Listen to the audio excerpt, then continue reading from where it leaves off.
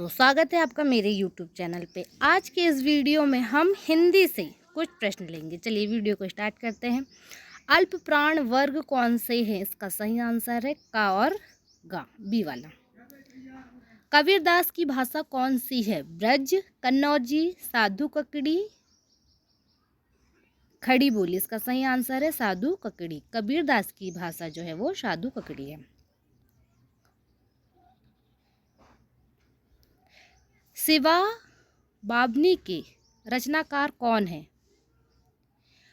पदाकर, भूषण, केशवदास, जगनिक। इसका सही आंसर है भूषण।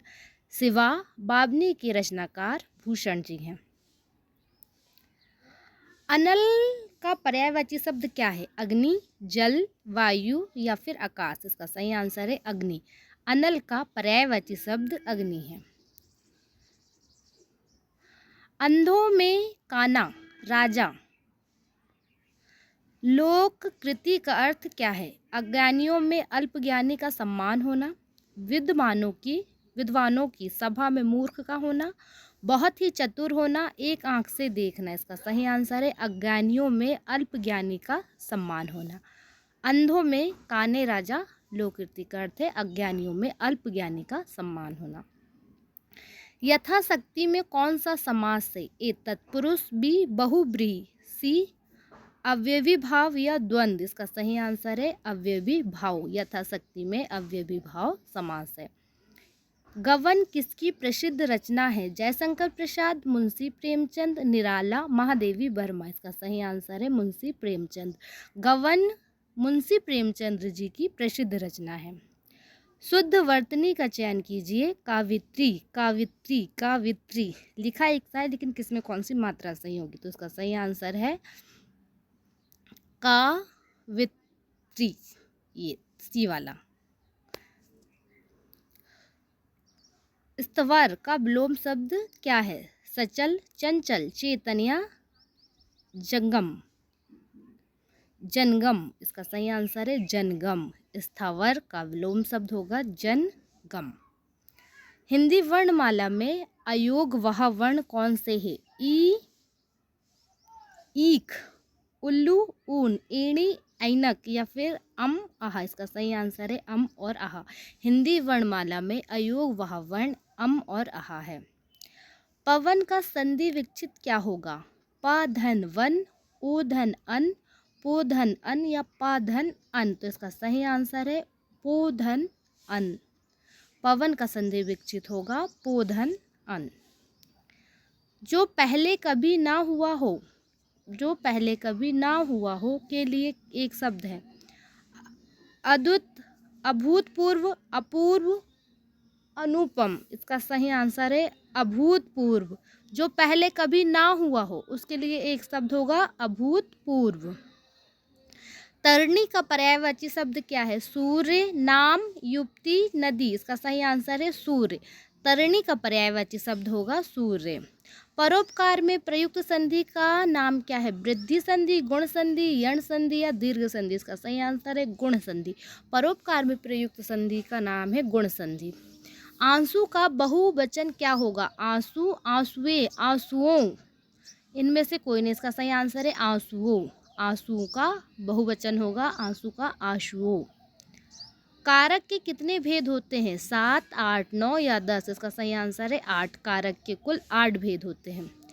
चिन्मय का संधि विच्छेद क्या है? चित्त धनमय, चित्र धनमय, चिन्ह धनमय या चिम धनमय। तो इसका सही आंसर है चित्त धनमय। चिन्मय का संधि विच्छेद होगा चित्त धनमय, ए वाला। धुंधला शब्द में प्रयुक्त प्रत्यय क्या है? धू, धुंध, ला या अला। इसका सही आंसर है ला। धुंधला शब्द में प्रयुक्त प्रत्यय है ला।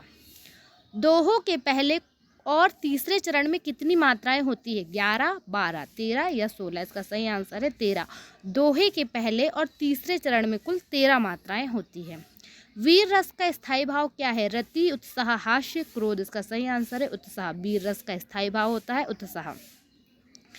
शुद्ध वाक्य का चयन कीजिए। वह दंड देने योग्य है, वह दंड के योग्य है, वह दंड लेने योग्य है, वह दंड पाने योग्य है। इसका सही आंसर है वह दंड देने, वह दंड के योग्य है। ऑप्शन बी वह दंड के योग्य सुदेवा ये होगा। कनक, कनक ते सोगुनी में कौन सा अलंकार है? श्लेष, यमक, उपमा, अनुप्रास। इसका सही आंसर है यमक। कनक, कनक ते सोगुनी में यमक अलंकार है।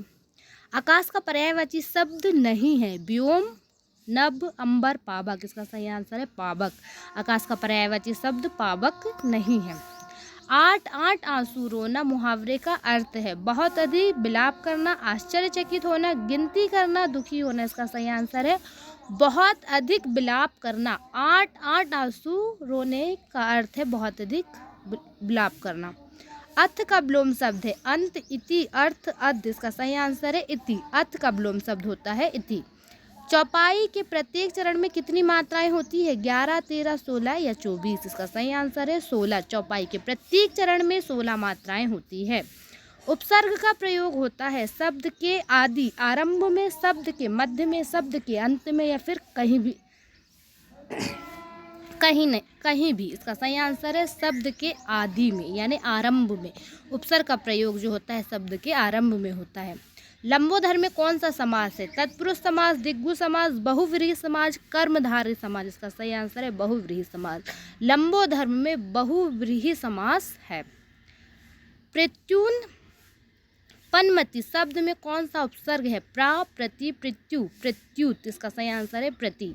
प्रत्युत उत्पन्नमति शब्द में प्रति उपसर्ग है। हिंदी दिवस कब मनाया जाता है?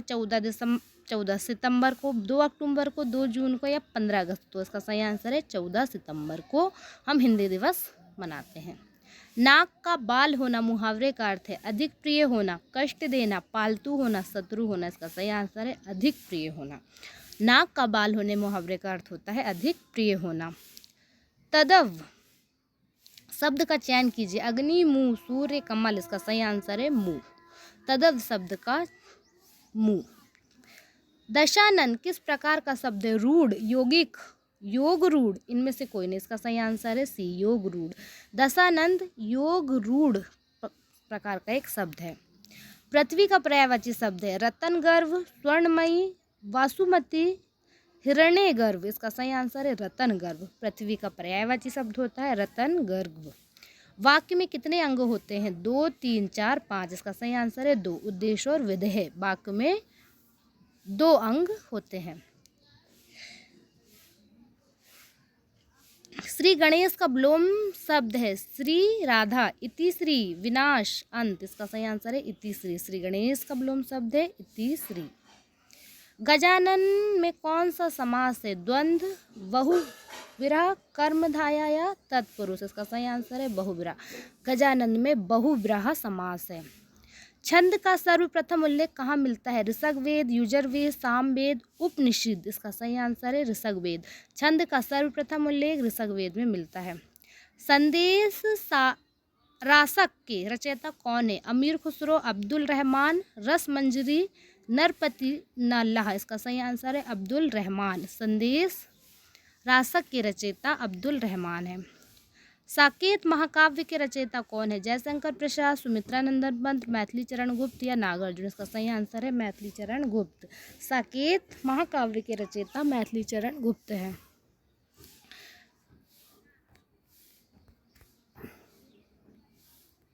तो ये थे हिंदी के कुछ प्रश्न। तो दोस्तों मुझे उम्मीद है कि आप लोगों को वीडियो अच्छी लगी होगी, और वीडियो अच्छी लगी हो तो अपने दोस्तों के साथ शेयर करें, मेरे चैनल को सब्सक्राइब करें और बेल आइकन को दबाना बिल्कुल ना भूलें, ताकि कोई भी नया वीडियो आप मिस ना कर सके। तो फिर मिलते हैं अगले वीडियो में अगले क्वेश्चनों के साथ।